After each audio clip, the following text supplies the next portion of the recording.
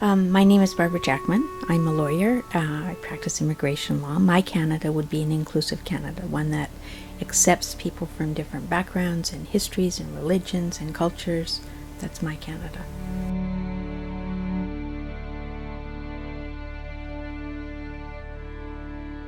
I mean, I've been practicing about 35 years now in the field of refugee and immigration law, and I have never seen such a negative immigration program in the entire time. And it doesn't matter who is in government. We have always accepted immigrants.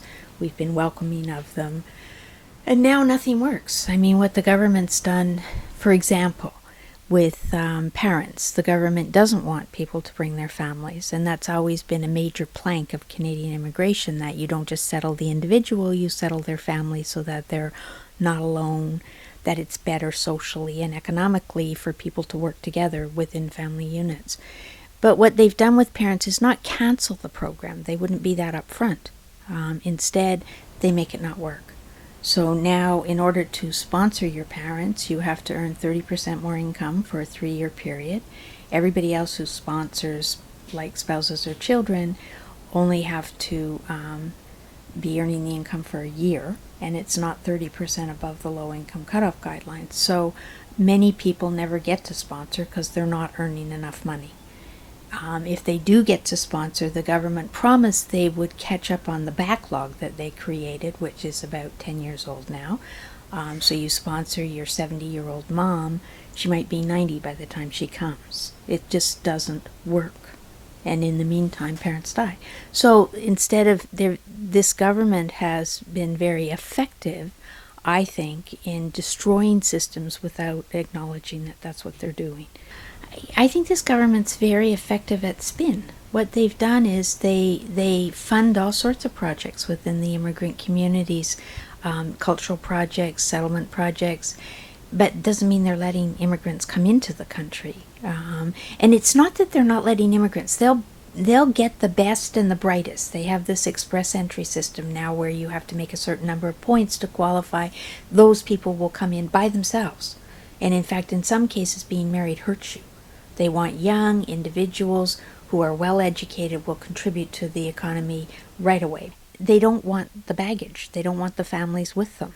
The Harper government's part of their brand is family values, and yet they're denying the exercise of family values to new Canadians. Is that a fair comment?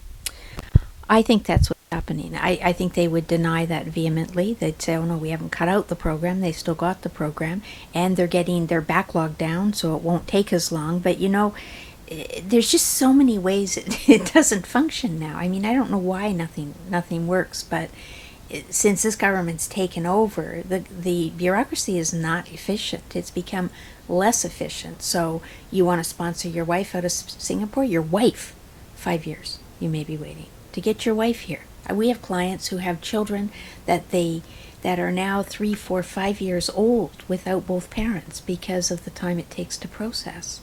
If there's any kind of problem at all in the application, you have to go to a sponsorship appeal. It takes another 3 or 4 years. I have one couple where the husband got deported years ago for criminality, got a pardon, he's turned his life around.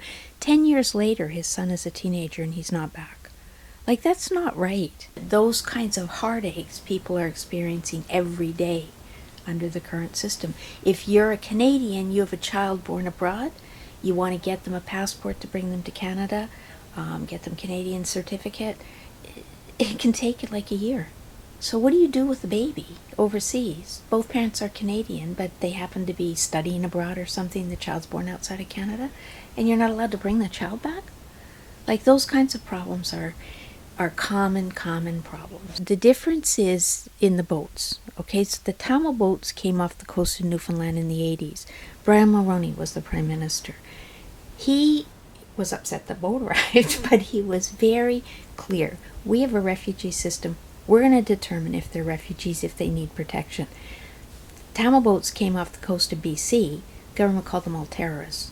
They didn't know who they were. They just called them all terrorists. It's like night and day, the difference between this conservative government, which I don't see as conservative. I see it as a Tea Party kind of government.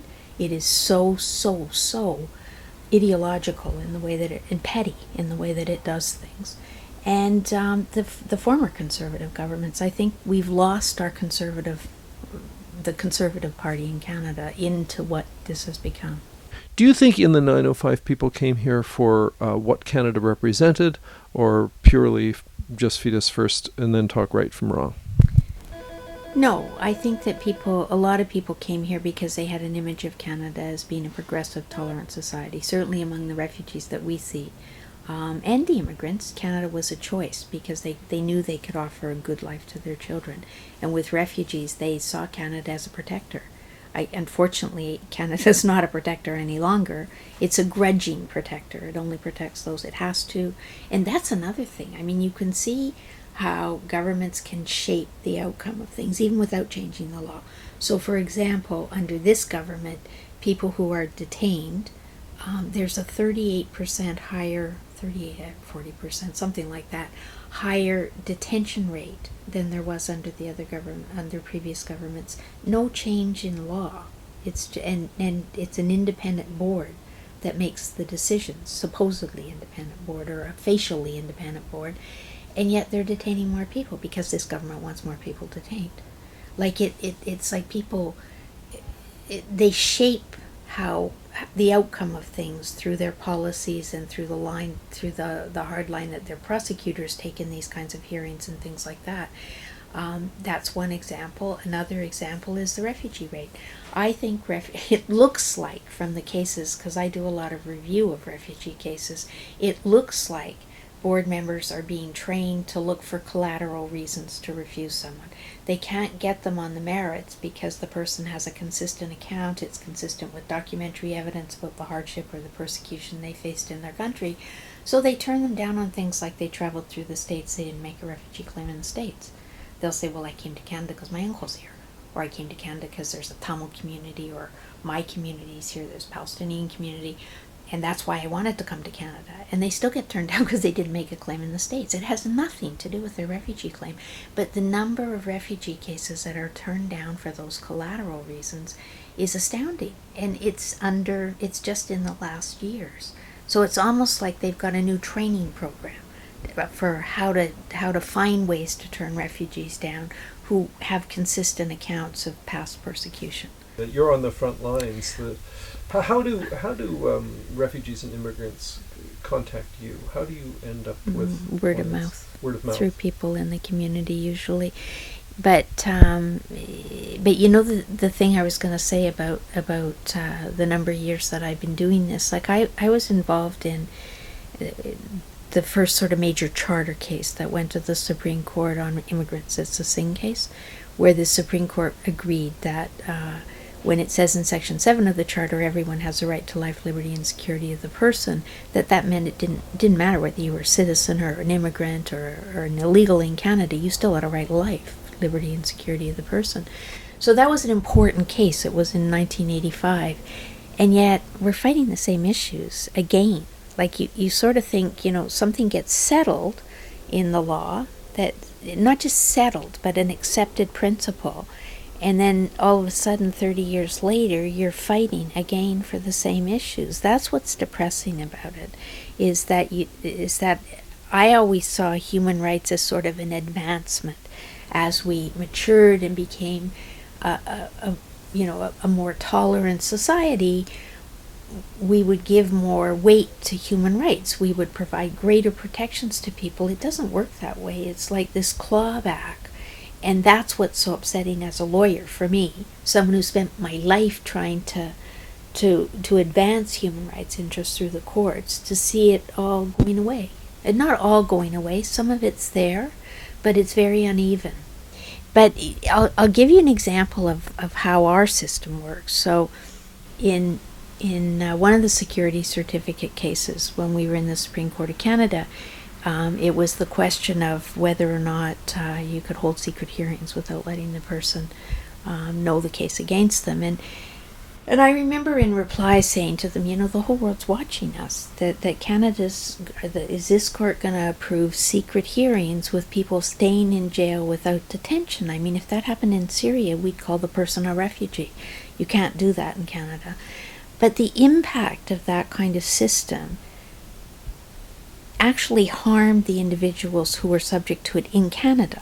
Like, you can't put someone in solitary confinement for 5 years and not have it affect them, which they did with some of the security certificate detainees. 2 years, 5 years, solitary confinement. No criminal charges, nothing. And I remember in one case, I went to court because he was in solitary confinement in stocking feet in a cement jail. And in the wintertime, the guards wore jackets to work. It was so cold, and he was in stocking feet. He didn't even have a sweater. He was in that orange jumpsuit kind of thing. We won. The judge said you had to give him shoes. But, I got emails from around the world, because it had been publicized in the press in that case, saying that they couldn't believe Canada was denying people the right to wear shoes in the wintertime in a jail in Canada. Like, it was really... so we were not good in the way, our country was not good in the way that they treated people. And when I say the banality of evil, it has an impact on someone. It harms people. So Maher Arar will never overcome the torture, but I don't think some of my security certificate detainee clients will ever overcome the solitary confinement and being called terrorists and the abuse that they faced here. I mean, it has a long-term impact on them psychologically too. And it's contrary to what Canadian value would you say? The right to humane treatment, that you don't treat people like they're animals. I mean, why would you put someone in solitary confinement when they're not facing... It wasn't like there was any justification, it's just they were an alleged terrorist. I think that one of the problems is we see ourselves as a nice people. So 5 years solitary confinement was not found by the courts to be cruel treatment because we're the ones that imposed it. So if Syria had imposed it, it probably would have been found to be cruel. So it's this perception of ourselves, and that's where I think it's really important for people to question those kinds of things. That you have to... We're not going to stay as a good society. We're not going to improve as a society unless people struggle towards that or fight towards it. I mean, you become complacent, and I think that complacency allows you to let things start to fall apart, and that can't happen. I mean, and I don't think it will. The one thing, I see a fair number of students, like younger people coming up who are going to be lawyers, and I am really impressed. I mean, they're energetic, they're concerned about human rights, they're going to spend their lives working towards those goals. So I'm not negative about it. I'm pretty depressed over the situation we're in right now, because on a case-by-case basis, I see people being sent out of the country who I don't think should be sent out of the country. We have long fights on cases that go on for years and years and years when really the person shouldn't be removed, and the government knows it, but they just keep fighting. So, I mean, that can be depressing. But when you look at who's coming up behind us and the way they've been inculcated with values, important values, human rights values, it has to improve over time. Where to go as a lawyer, as a person involved with these issues? The thing is I think that you can sort of get back to where we were and to advance beyond that in terms of human rights protections and respect for people from different backgrounds and different cultures, through a combination of things. One, I think it's essential, and of course I'm going to say this, I'm a lawyer, it's essential to keep bringing cases to the courts and challenging the kinds of decisions that have been made. And I've found in the past, it doesn't matter if you lose a case, eventually you'll win. If you're right on the point in terms of human rights protection, you may lose the first few times, but somebody will see the light someday, and the principle will be recognized. That happens. The Supreme Court itself has changed its mind on things and recognized human rights protections that it hadn't in the past. So I really think that is important. But then I also think it's really important the work that's being done in communities. Like the people that are being detained right now. There's a group that are advocating for improved detention laws, community work, and people within the affected community itself, as well as support support groups, that's essential too. Like I really think when the challenge to the secret hearings was up in the Supreme Court of Canada, this was back in 2007, I really think that had there not been the community work around criticizing that secret hearing process, the whole culture and atmosphere would have been different. Like by the time the cases came to the Supreme Court, there was a general acceptance among people, ordinary Canadians, that it wasn't fair. And so the Supreme Court really just put their stamp of approval on that view.